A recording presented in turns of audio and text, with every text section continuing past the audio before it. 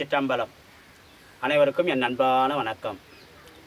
சாந்தம் கமல் மருகின்ற சண்பை ஞான சம்பந்தன் ஆந்தன் பழையனூர் ஆலங்காட்டி எம்மடிகளை வேந்தன் அருளாலே விரித்த பாடல் இவை வல்லார் சேர்ந்த இடமெல்லாம் தீர்த்தமாகச் சேர்வரே. திருச்சிற்றம்பலம்.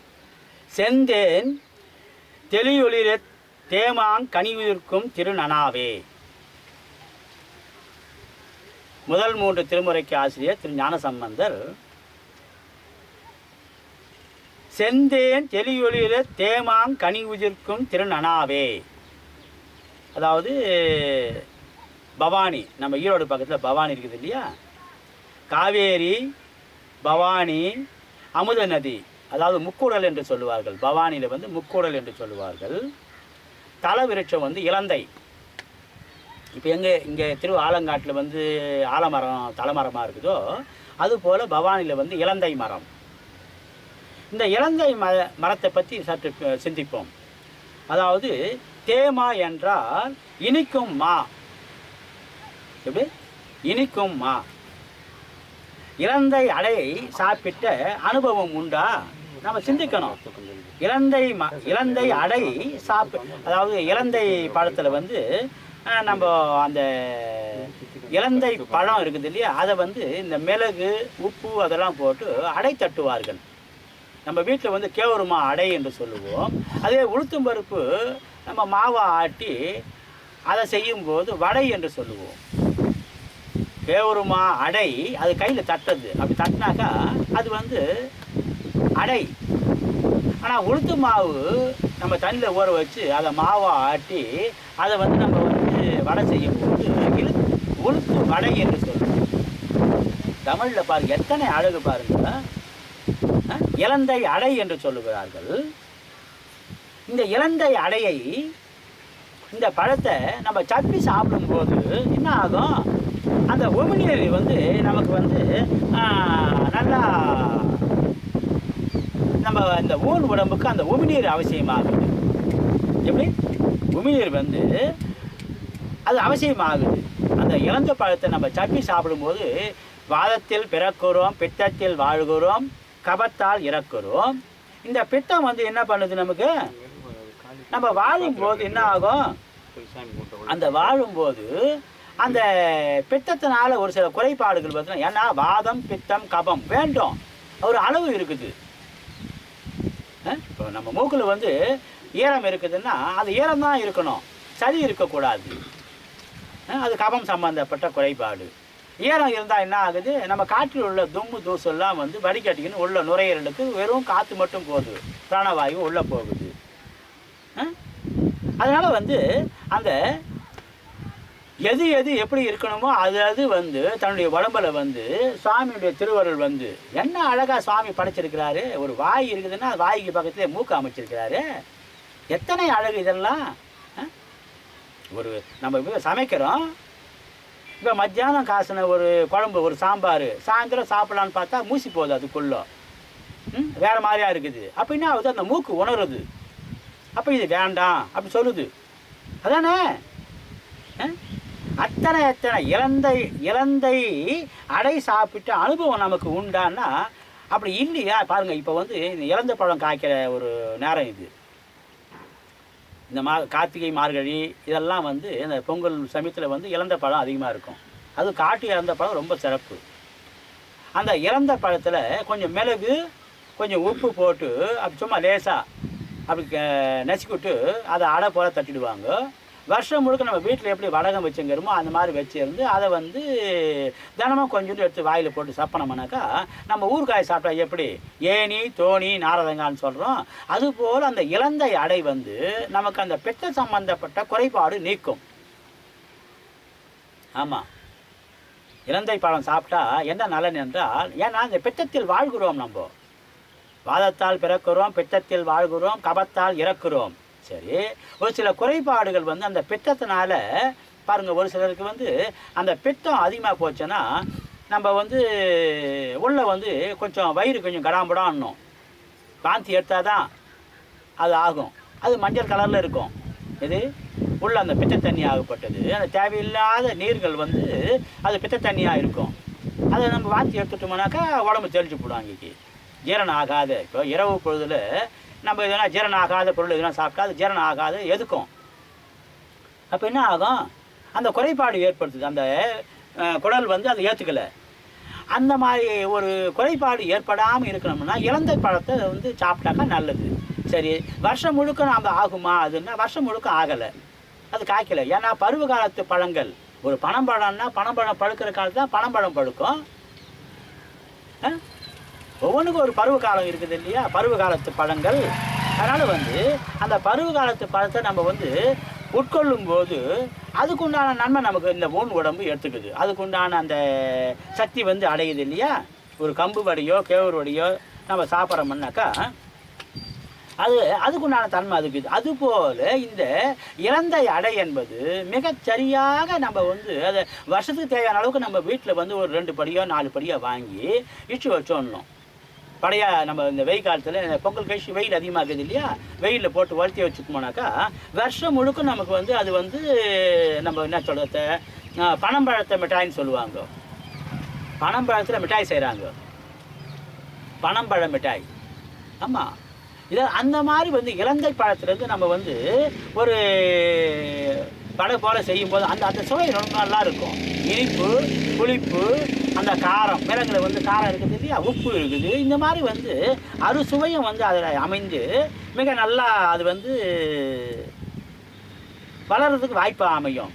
ஏன்னா நம்முடைய குழந்தைகளுக்கும் இதை வந்து நம்ம சந்ததிகளுக்கும் வந்து இதெல்லாம் வந்து எடுத்து காட்டணும். ஏன்னா எந்த ஒரு இப்போ சாதாரணமாக வந்து ஒரு உளுத்த வடை செஞ்சால் கூட வெள்ளை உளுந்தில் நம்ம வந்து வடை செய்கிறோம். விவசாயி பயிர் பண்ணுறாங்க இல்லையா, கருப்பு உளுந்து, அந்த மேல் தோல் நீக்காத கருப்பு உளுந்து, அதில் வடை செய்து பாரு, நல்லது. கருப்பு உளுந்தில் வடை செஞ்சு பார்க்கணும், பார்க்கறதில்ல, சாப்பிடணும். அப்போ என்ன ஆகுது, அது நல்லது. அதுபோல் இந்த இலந்தை பழம் என்பது பித்தத்தை ஒழுங்கு பண்ணும், போடாமல் குறையாமல். ஏன்னா நம்ம உடம்புல வந்து ஒரு சீதோஷ நிலைன்னு சொல்லுவாங்க இல்லையா, இப்போ 95 டிகிரி நம்ம உடம்பு அப்படின்னாக்கா 105 போச்சோன்னா அது ஜுரம்னு சொல்கிறோம், காய்ச்சல்னு சொல்கிறோம். குறைஞ்சதுனாக்கா இந்த மழை காலம் பனிக்காலமெல்லாம் குறைஞ்சதுனாக்கா அதுக்கேற்ற மாதிரி உடம்பு குளிர்ச்சி ஆகுது இல்லையா. காதலருக்கு எய்ப்பினில் வைப்பு வாழ்க. காதல் என்றால் எது, அன்பு. திருவாசகத்தில் அழகாக சொல்லும், காதலருக்கு எய்ப்பினில் வைப்பு வாழ்க. நம்ம வீட்டில் எப்படி அரிசி புளிம்பயம் மிளகா இருப்பு வச்சுங்கிறோம், அதுபோல் நம்ம வீட்டில் கூட நம்ம உடம்புல கூட வந்து இருப்பு வச்சுங்கணும். எது நல்லதெல்லாம் இருப்பாக வச்சுங்கணும். நல்ல பொருளை இருப்பாக இருந்தால் அது தேவையான நேரத்தில் வந்து உடம்பு எடுத்துக்கும். எப்படி பாலைவனத்தில் வந்து ஒட்டகமெல்லாம் வந்து தண்ணி இருப்பாக வச்சுங்குது, அது உடம்புல வந்து தனியாக ஒரு அறை தண்ணி இருப்பாக வச்சுக்குதுன்னு சொல்கிறாங்க இல்லையா. அதுபோல் ஏன்னா பாலைவனத்தில் தண்ணி கிடைக்காது இல்லையா, அங்கேருந்து அது உடம்பு எடுத்துக்கும் அதை. அதுபோல் நம்ம உடம்புல வந்து இந்த ஊன் உடம்புக்கு என்ன ஆகும், அந்த உடம்புக்கு தேவையானது அது எடுத்துக்கும் போது அது சாத்தியமாகும். ஏன்னா உடம்பினை முன்னம் இழுக்கென்றிருந்தேன், உடம்பினுக்குள்ளே ஒரு பொருள் கண்டேன், உடம்பிலே ஒத்தமன் கோயில் கொண்டான் என்று உடம்பினை யான் இருந்து ஓம்புகின்றேனே. 725வது பாடலில் சொல்லுவார். உடம்பினை முன்னம் இழுக்கென்றிருந்தேன், உடம்பினுக்குள்ளே ஒரு பொருள் கண்டேன், உடம்பிலே உத்தமன் கோயில் கொண்டான் என்று உடம்பினை யான் இருந்து ஓம்புகின்றேனே. 725வது பாடலில் என்ன அழகா சொல்ல. நம்ம கூட சலிச்சுக்கிறோம் இல்லையா, இந்த ஊன் உடம்பு என்னப்பா பண்ணுது, ரொம்ப சதாய்க்குது நம்மளை சொல்கிறோம் இல்லையாம்போ. எப்படி நம்ம சாப்பிட வேண்டிய உணவுப் பொருளை பருவ காலத்தில் ஒரு சில பழங்க பழுக்குதுன்னா அந்த பழத்தை நம்ம சாப்பிடணும் இல்லையா, காய்கனிகளை சாப்பிடணும் இல்லையா. ஏன்னா தாவரங்கள் வந்து அதாவது மூலிகைகள் வந்து கடவுள் தந்த வரம், அத்தனை சிறப்பான பொருளாக அதில் இருக்குது. மூலிகையில் உள்ள தாது உப்புகள், அதாவது விட்டமின்கள் சொல்கிறாங்க இல்லையா, வைட்டமின்கள், மூலிகைகளில் உள்ள தாது உப்புகள் அந்த நல்ல பொருள் அதில் வந்து உள்ள அடங்கி நிற்குது. அதனால தான் நம்ம பெரியவங்களாம் அப்படி பெயர் வச்சாங்க. என்ன பெயர் வச்சாங்க, நாதரசங்கீரைன்னு சொல்கிறோம், முடக்கு அட்டான் கீரைன்னு சொல்கிறோம், எத்தனை கண்டங்கத்திரின்னு சொல்கிறோம், பாகு அல் காயின்னு சொல்கிறோம். பாருங்க, அந்த பெயர்லேயே என்ன அழகாக வருது. நாதர்சங்கேரை அப்படின்னா நம்ம சொல் மிக அழகாக வெளியே வரும். வாரத்துக்கு ஒரு நாள் நாதர்சங்கேரையை சாப்பிட்டு பாருங்க. ஏன்னா நாதர்சங்கேரை எதுன்னு கூட தெரியாத ஒரு சிலர், ஆவாரம்பூ எதுன்னு கூட தெரியாத ஒரு சிலர், ஆவாரம்பூ பூக்கையிலே சாவாரை கண்டீரோ, ஆகாதெல்லாம் அருகம்புல் ஆகும், ஆவாதெல்லாம் ஆவாரம்பூல் ஆகும். எதுக்கு பெரியவங்க சொன்னாங்க? ஆவாரம்பூ பூத்தா மட்டும் போதாது, நம்ம அதை உணவாக உட்கொள்ளணும். இன்னைக்கு எத்தனை பேருக்கு நடைமுறைக்கு வருது இதெல்லாம்? பெரியவங்க சொல்லி வச்சுக்கிறாங்கன்னாக்கா அவங்க செய்து பார்த்து அந்த அனுபவத்தில் சொல்கிறாங்க. சாதாரணம் இல்லை. ஒரு நாட்டு வைத்தியம் பண்ணுறாங்கன்னா கிராமத்துங்களில் எப்படிலாம் அவங்க பண்ணாங்க, பலன் எதிர்பார்த்து நமக்கு வந்து அந்த குருதட்சணை கொடுத்து அவங்கெல்லாம் வந்து குருதட்சணை எதிர்பார்த்து அவங்க வந்து அந்த நல்லதெல்லாம் சொன்னாங்க. அவங்க திரு ஞானசம்பந்தர், திரு நாவுக்கரசர், சுந்தரமூர்த்தி சாமிகள்லாம் வந்து ஊர் ஊராக காடு மேடெல்லாம் சுற்றி அந்த சிவத்தலத்தங்கள்லாம் சுற்றி வைப்பு தலமாகவும் தேவார பாடல் பெற்ற தலமாகவும் திருமுறை பாடல்லாம் பாடினாங்கன்னா இப்போ மாதிரிலாம் போக்குவரத்து வசதிலாம் அப்போ இல்லையே. அத்தனை சிறப்பாக வந்து அவங்கெல்லாம் வந்து அந்த திருமுறை பாட்டெல்லாம் பாடினாங்க. இந்த பொருளில் இந்த சக்தி இருக்குதுன்னு அவங்க எப்படியெல்லாம் கண்டுபிடிச்சாங்க. இப்பெல்லாம் பல பரிசோதனை கூடங்களில் கண்டுபிடிக்கிறாங்க இந்த பொருளில் இந்த சக்தி இருக்குதுன்னு சொல்லி. கண்டன் கத்திரி, கண்டத்தில் சேர்ந்த சனியை கத்தரித்து வெளியே தள்ளும். வாத நாராயண இலை நம்ம உடம்புல வலிக்குதுன்னு சொல்கிறோம் இல்லையா, வாதத்தால் அதெல்லாம் ஒழுங்காகும். வாத நாராயணன் அந்த பெயர்லேயே பாருங்க என்ன, முடக்கு அற்றான், முடக்கை அறுப்பது. கட்டி வச்சிருந்தாக்கா இப்போ கை முடக்கி நிற்கிதுன்னாக்கா அதை நீட்டம் முடக்கம், அந்த முடக்கை அறுப்பது. எத்தனை அந்த பெயரில் பாருங்க என்ன அழகாகுது. மாப்பிள்ளை சம்பா, மடுகு முடுகி சம்பா, நெல் ரகத்துங்கள்ல மாப்பிள்ளை ஆவதற்கு தகுதி ஏற்படும். எந்த அளவுக்கு அவங்க அனுபவப்பட்டுலாம் வந்து அவங்கெல்லாம் வந்து அதெல்லாம் வந்து பயிர் வச்சிருக்கிறாங்க. அதுக்கு தண்ணீர் விட்டான் கிழங்கு நாட்டு மருந்துகளில் போய் பாருங்கள் எவ்வளோ விற்பனை ஆகுது, எவ்வளோ பேர் பயன்படுத்திங்கிறாங்க. நம்ம காட்டில் இருக்குது சதாசிவ கோணை, கைலாச கோணை, மூல கோணை, சிங்கிரி கோணை, நம்ம திரு காரிக்கரை கோணை, இங்கெல்லாம் வந்து அந்த தண்ணீர் விட்டான் கிழங்கு அழகாக வந்து அந்த பூமியில் வந்து அந்த சிறப்பாக வந்து எப்படிலாம் இதெல்லாம் வந்து ஆகுது. அந்த தண்ணீர் விட்டான் கிழங்கு எப்படியெல்லாம் வந்து நம்ம பெரியவங்கெல்லாம் வந்து அதை பயன்படுத்தியிருக்கிறாங்க. ஏன்னா அந்த நல்ல செயல்பாட்டுக்கு துணையாக நம்ம வந்து அமையணும்.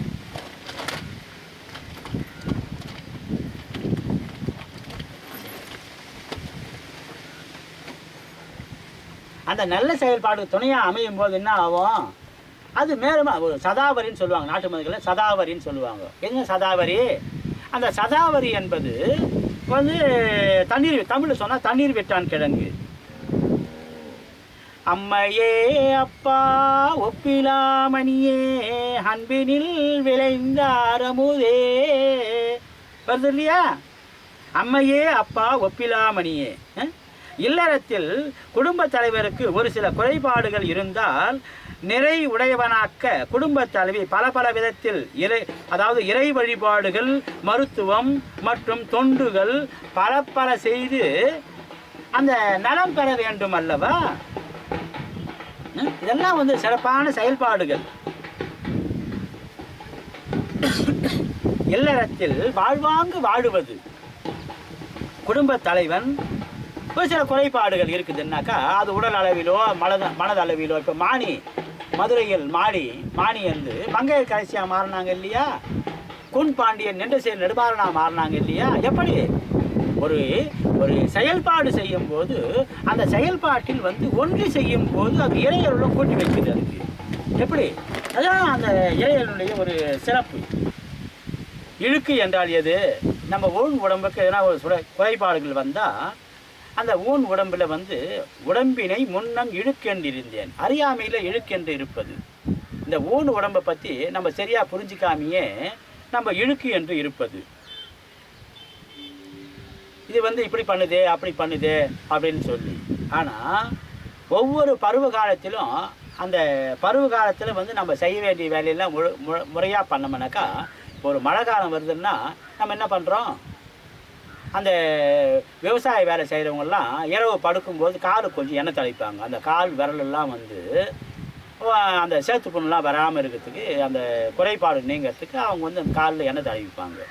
அது தேங்காய் எண்ணெயோ விளக்கெண்ணெயோ ஏதோ ஒரு எண்ணெய், வீட்டில் நல்லெண்ணெயோ ஏதோ ஒன்று. இந்த காளை மாட்டுக்கெல்லாம் வந்து அந்த கால் குழம்புல வந்து வேப்ப எண்ணெயை கொஞ்சம் விடுவாங்க. ஏன் வேப்ப எண்ணெய்? அந்த ஈயெல்லாம் வந்து அங்கே கிட்ட நெருங்கக்கூடாது. ஏன்னா அதுக்கு வந்து ஒரு சில தொத்து கிருமிகள் வந்து பாதிப்பு தரும் இல்லையா அந்த கால் பாதத்துக்கு, அந்த குழம்புக்கு. அதனால் வந்து வேப்ப எண்ணெய் வந்து இந்த இப்போ காளை மாடு, ஏறு ஓட்டுற காளை மாடு அந்த சேத்துல வந்து நடவு வயலில் அது நடக்குது இல்லையா, அப்போ என்ன ஆகும், அது குறைபாடு வராமல் இருக்கிறதுக்கு வேப்ப எண்ணெயை தடவுவாங்க அந்த காளை மாட்டுக்கு. ஏன்னா இறைவன் நம் உடம்பினுள் உரைகின்றான் என்று எண்ணி உடம்பினை பாதுகாக்க வேண்டும். ஆமாம், சுவாமி வந்து நம்ம உடம்புல வந்து தன் செயல்பாட்டை செவனே செய்கிறாருன்னு நம்ம அதை உள்ளுக்குள்ளே நினைக்கும் போது உடம்பினை கேடு நேராத வண்ணம் பாதுகாத்தல் அவசியமாகுது. கேடு வரக்கூடாது இல்லையா, கேடு வராத வண்ணம் இதை பாதுகாக்கணும். அதனால தான் தெளிவு குருவின் திருமேனி காண்டல், தெளிவு குருவின் திருநாமம் செப்பல், தெளிவு குருவின் திருவார்த்தை கேட்டல், தெளிவு குரு சிந்தித்தல் தானே. குரு பேச கேட்கணும். ஏன்னா கட்டுறது கைமண் அளவு, இன்னும் கற்க வேண்டியது கடல் அளவு இருக்குதுன்னு சொல்லி அவை பாட்டி சொல்கிறாங்கன்னா நமக்கு என்ன அதுலேருந்து புரியுது, இன்னும் தெரிஞ்சுக்க வேண்டியது எவ்வளவோ இருக்குது. அந்த குரு இல்லா வித்தை பாழ் என்று சொல்லுவாங்க. அதனால வந்து குரு என்ன சொல்கிறாங்களோ சீடர்கள் வந்து, ஏன்னா மறுபடியும் சொல்லுவார் அவர். குரு வந்து சொன்னதையே திருப்பி சொன்னாலும் அது வந்து நல்லதுக்காக தான் இருக்கும். ஏன்னா அந்த சொன்ன செயல்பாட்டை மறுபடியும் புதிய அந்த மாணவர்கள் வந்து 40 மாணவருக்கு பாடம் நடத்துகிற ஆசிரியர் வந்து 40 ஒழுங்காக கவனிக்க மாட்டாங்க. இன்றைக்கி நடத்தின பாடத்தையே மறுபடியும் நாளைக்கும் நடத்துவார். அது வந்து உருவேறும். எப்படி நம்ம திருமுறை பாட்டெல்லாம் பாடுறோம், இப்போ பாருங்கள் 95 வரியை நம்ம வந்து சிவபுராணத்தை பாடுறோம்னா அந்த சிவபுராணத்தில் என்ன ஆகுது, அப்படியே மனசில் வந்து பதிஞ்சு போகுது. அப்படி பதியும் போது என்ன ஆகுது, அதனால் வந்து வேகம் கெடுத்தாண்ட, வேகம் கடணும். நம்ம மனசு வந்து பல விதத்தில் வேகமாக ஓடுது. அந்த வேகமாக ஓடும்போது என்ன ஆகுது, அதனால் ஒரு சில பாதிப்புங்க. ஏன்னா அவ்வளோ வேகமாக ஓடினா நம்ம வந்து ஜீரணம் ஆகாது தானே. அதனால் வந்து அந்த வேகம் வந்து கெடணும். எப்படி கடணும், வேகம் கெடணும். அப்படி கெடும்போது என்ன ஆகும், அந்த நிதானம் வரும்போது அந்த உடம்பினை வந்து நம்ம வந்து பக்குவப்படுத்துறதுக்கு அது வாய்ப்பாக அமையும். சாதாரண நாட்டு வைத்தியம் பண்ணுறவங்க கூட எந்தெந்த நோய்க்கு எந்த அளவு மருந்து கொடுக்கணும் அப்படின்றது வந்து தெரிஞ்சு ஒரு மருந்து கொடுக்கும்போது அது கூட கடுக்காயை கொஞ்சம் சேர்ப்பாங்க, இல்லை மிளகு கொஞ்சம் சேர்ப்பாங்க. நம்ம வீட்டில் இல்லை மிளகு இருக்குது இல்லையா, அந்த மிளகு சேர்ப்பாங்க. ஏன் சேர்க்குறாங்க, ஒரு சில தீயது இருந்தாலும் இப்போ இஞ்சிக்கு புறநஞ்சு, கடுக்காய்க்கு அகநஞ்சுன்னு சொல்லுவாங்க. அந்த இஞ்சிக்கு மேல் தோல் நீக்கியும் சமையல் பண்ணுவாங்க. ஒரு சில சமயத்தில் அவசரத்தில் அப்படியே கூட நசுக்கி போட்டுருவாங்க.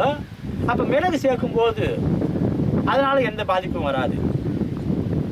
அதனால தான் மிளகு கூட சேர்க்குறது. சுக்கு, மிளகு, திப்பிலி, திரிகடுக்குன்னு சொல்கிறோம் இல்லையா, அதுபோல் நெல்லிக்காய், கடுக்காய், தாண்டிக்காய் எப்படி திரிபலான்னு சொல்கிறோமோ அதுபோல் இது என்ன ஆகும், ஒரு கடுக்காய் எடுத்துக்கினா நாட்டு கடுக்கா, காட்டு கடுக்கா, பிஞ்சு கடுக்கா, வரி கடுக்கா, கபுல் கடுக்கா சொல்கிறோம் இல்லையா. ஏன்னா உலகத்தில் வந்து எத்தனையோ அடர்ந்த காடுலாம் இருக்குது. ஆப்கானிஸ்தான் தலைநகர் கபோல், அந்த கபோல் விளையிற ஒரு கடுக்கா கொஞ்சம் வித்தியாசம் இருக்கும். அந்த உருவத்தில் கொஞ்சம் பெருசாக இருக்கும். நம்ம நாட்டு கடுக்காய்க்குன்னா கொஞ்சம் உருவத்தில் பெருசாக இருக்கும். எப்படி நம்ம இப்போ பாதாம் பருப்பு, நம்ம நாட்டு பருப்பு பாதாம் மரத்தில் இல்லை வெளிநாட்டிலேருந்து வருதுன்னாக்கா அங்கேருந்து வர்றது வித்தியாசம் இது இல்லையா, அந்த உருவத்திலையும் அந்த மனத்திலையும் அந்த குணத்திலையும். அதுபோல் எத்தனை சிறப்பான செயல்பாடு. சாதாரண ஒரு பிஞ்சு கடுக்காயை காட்டிலேருந்து இப்போ கைலாசி கோணிலேருந்து பிஞ்சு கடுக்காயை கொண்டு வர்றோம்னா அந்த பிஞ்சு கடுக்காயை அப்படியே கார கோயிலில் நசுக்கி போட்டுருவாங்க. அது உள்ள அந்த விதைங்கெல்லாம் எடுக்கணும், அந்த ஓடுலாம் எடுக்கணுன்ற அவசியமே இல்லை. ஏன்னா பிஞ்சு கடுக்காயில் அந்த அளவுக்கு முத்தி இருக்காது இல்லையா, அந்த ஓடுங்க தேங்காய் ஓடு மாதிரி. இப்போ நம்ம இளநீரில் எப்படி நம்ம சாப்பிட்றோம் பாருங்க, இளநீர் குடிக்கும் போது கூட அந்த உள்ளே இருக்கிற கொட்டாங்கச்சிக்கு இருப்பார், அதை கூட மென்னி சாப்பிடலாம், தௌராக இருக்கும். இளநீரில் இளநீரில் தேங்காய் முத்தாத்து அந்த என்ன ஆகுது, அந்த இளநீரில் உள்ளே இருக்கிற அந்த இளம் வழுக்கு இருக்குது இல்லையா, அந்த வழுக்குக்கு பக்கத்தில் வந்து கொட்டாங்குச்சி இருப்பார் தேங்காய் ஓடு, அது ரொம்ப துவர்ப்பாக இருக்கும். ஏன்னா உப்பு, புளிப்பு, காரம், இனிப்பு, துவர்ப்பு, கசப்பு, இந்த 6 சுவையும். இந்த 6 சுவையில் இந்த துவர்ப்பும் கசப்பும் சாப்பிட்டதுனால்தான் பலவிதமான குறைபாடுகள். துஞ்சான செய்தினும் பொறுப்பரன்றே ஆளுங்கப்பர் கைச்சாலும் சிறுகதலி இறைவேம்பும் கைகொள்வார் எச்சார்பும் எல்லாமே நீ அறிந்தும் எனது பணி நச்சாய்க்கான் திருத்தில்லை நடம்பயிலும் நம்மானே. கசப்பு சுவையும் தோற்பு சுவையும் நம்ம உடம்புக்கு தேவைப்படுது. அப்போதான் இந்த ஊன் உடம்பு நல்லா இருக்கும். உப்பு, புளிப்பு, காரம், இனிப்பு நல்லா போட்டு சாப்பிட்டு வர்றோம். ஆனால் தோற்பும் கசப்பும் குறைவாக சாப்பிட்றதுனால தான் குறைபாடு வருது. நீங்கள் 30 வயசுலேயே முட்டி நோய் வருதுன்னா ஏன் வருது? கம்பை சரியாக சாப்பிடல. கம்பு பயிர் பண்ணவன் வெறுங்கையோரும் நடப்பான், கோல் தேவைப்படாது 80 வருஷம் ஆனாலும். அதான் கம்புக்கு உண்டான சிறப்பு. கோல் ஊன்றி நடப்பவனும் கால் ஊன்றி நடப்பான் கம்பு சாப்பிட்டாக்கா. இன்னைக்கு எத்தனை பேர் சிறுதானியத்தை சாப்பிட்டுங்கிறோம்? திருமுறை சொல்லுது, நம்ம கருத்து ஒன்றும் இல்லை இங்கே.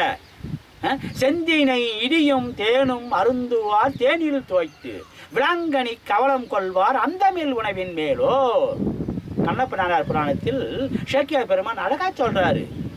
செந்தினை, திணையில செந்தினையா, நம்ம எப்படி சிகப்பு அரிசின்னு சொல்றோம், மாப்பிள்ளை சம்பா, மடுகு முழுகி சம்பா, தெல்லை நாயகன் சொல்றோம் இல்லையா, அதுபோல செந்தினை. செந்தினை இடியும் தேனும், இடி என்றால் மாவு.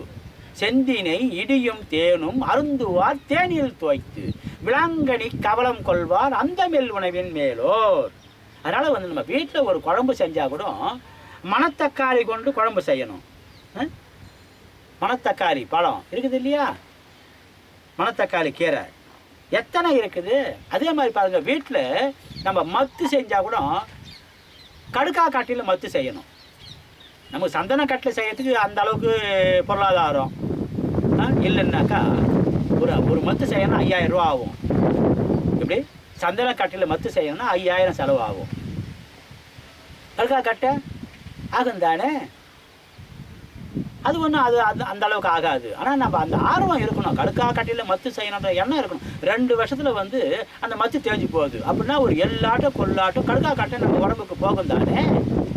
நம்ம பருப்பு வேக போடுறப்பெல்லாம் வந்து பருப்பு மைக்கிறாங்க இல்லையா, அந்த கீரைகளை போட்டு, அப்போ என்ன ஆகுது, அந்த கடுக்கா கட்டை தேஞ்சு போகுது கல்ச்சட்டில். அப்போ என்ன ஆகுது, நம்ம உடம்புக்கு போகுது. கடுக்கா அந்த ஊறல் நீர் என்று சொல்லுவார்கள். ஊற வச்சா ஊறல் நீர், கொதிக்க வச்சா தீ நீர். ஏன்னா மிகப்பெரிய வலிமை வாய்ந்தது. கடுவடுத்த நீர் கொடுவா காடிதா என்று நடுநடுத்து அடங்கா முன்னம் பொடி எடுத்த பால் கோட்டம் சேராமுன் பண்பாட தென்குடந்தை கீழ்கோட்டம் செப்புக்கிட. கீழ்கோட்டம் என்றால் எது? கும்பகோணம். அப்படியே வரிசையா சொல்றாரு. ஏன்னா வலிமை வாய்ந்தது. எது வலிமை வாய்ந்தது? கடுக்கா. தஸ்மான் சொல்லுவோம் இல்லையா, நல்ல பொருளாக மறுபடியும் பேசணும், திருப்பி திருப்பி பேசணும். அல்லும் பகலும் அந்தியும் சந்தியுமாக. செய்த வேலையை பைத்தியக்காரன் செய்யறான் இல்லையா சிவபெருமானார். என்ன அழகா சொல்றாரு, சுந்தரருக்கு முதல்ல அடி வரல, முதல் பதம் வரல. பைத்தியக்காரன் சொன்னல, அங்கிருந்து பித்தா பிறைசூடி பெருமானே அருளாளா என்ன சொன்னல பைத்தியக்காரன் சொல்லி அங்கிருந்தே அடி எடுத்து கொடுக்குறாரு சிவபெருமானார் சுந்தரருக்கு. பித்தா பிறைசூடி பெருமானே அருளாளா. அதுபோல ஒரு கடுக்காயை நம்ம பயன்படுத்தணும். அந்த கடுக்காயை நம்ம வாழ்நாளில் தினம் தினம் பயன்படுத்தலாம். 1 கிராமிலிருந்து 5 கிராம் வரையும். அந்த சின்ன குழந்தைங்களுக்கு 1 கிராம் போதும், இல்லை 2 கிராம் போதும். நோயின் தன்மைக்கு ஏற்ப நம்ம ஊன் உடம்பு எந்த அளவுக்கு இருக்குதோ அதுக்கேற்ற மாதிரி நெல்லிக்காய், கடுக்காய், தாண்டிக்காய், திரிப்பலாவு வந்து 5 கிராம் வரையும் சாப்பிட்டா நல்லது. ஏன்னா இந்த ஊன் உடம்பு நல்லா இருந்தாதான் உடம்பினை முன்னம் இழுக்கென்றிருந்தேன் உடம்பினுக்குள்ளே உருபொருள் கண்டேன் உடம்பினுள்ளே உத்தமன் கோயில் கொண்டான் என்று உடம்பினை யான் இருந்து ஓம்புகின்றேனே. பதம் பதமாக பேசணும், இதுக்கெல்லாம் மணிக்கணக்காக பேசணும்.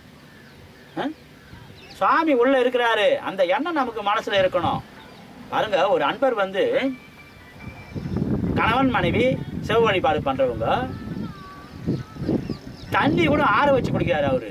தண்ணி கொதிக்க வைக்கிறாரு, ஆற வச்சு குடிக்கிறாரு. என்ன அழகு! சாமி உள்ள சூடா குடிச்சாக்கா சாமி எப்படி? நம்ம சின்ன குழந்தைங்க எப்படி தண்ணி ஊற்றுறோம்? நம்ம ஒரு அளவுக்கு இது இல்லையா? ரொம்ப வெந்நீர் அதிக வெப்பமாக கொடுக்கறது இல்லை. அப்படி அந்த அளவுக்கு வந்து அந்த கணவன் மனைவி தண்ணியை கொதிக்க வைக்கிறாங்கன்னா, கொதிக்க வச்சு ஆறிய பிறகு குடிக்கிறாங்க. அவங்க சூடாக குடிக்க மாட்டேன்றாங்க. நம்ம எப்படி டீ குடிச்சா சூடாக குடிக்கிறோம்? அது மாதிரி இல்லை. அந்த அளவுக்கு வந்து அவங்க வந்து மனசுக்குள்ள இருத்தி வச்சிருக்கிறாங்க இல்லையா? எத்தனை செயல்பாடு சுவாமிக்கு சுடும் அப்படின்றாங்க. எத்தனை இப்போ கடுக்கா பொடி இருக்குது, கடுக்கா மாத்திரை இருக்குது, கடுக்கா லேக்கிங்குது, கடுக்கா சோரணங்குது, கடுக்காய் மணப்பாகு வெள்ளத்தில் போட்டு பாகா செஞ்சு வச்சுக்கிறாங்க இல்லையா?